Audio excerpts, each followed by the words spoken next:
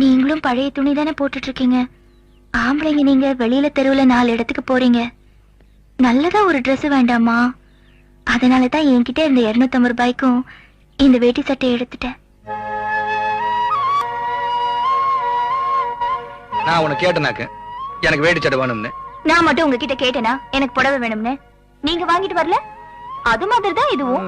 அது சரி, இருக்கிற பணத்துக்கு எல்லாம் துணிமணி எல்லாம் வாங்கியாச்சு. சாப்பாட்டுக்கு என்ன பண்றதா? அத புடவை வாங்கும் போது யோசிச்சிருக்கணும். இந்த பேச்சுல ஒன்னும் குறைச்சல் இல்ல. நிர்வாகமே சரியில்லை.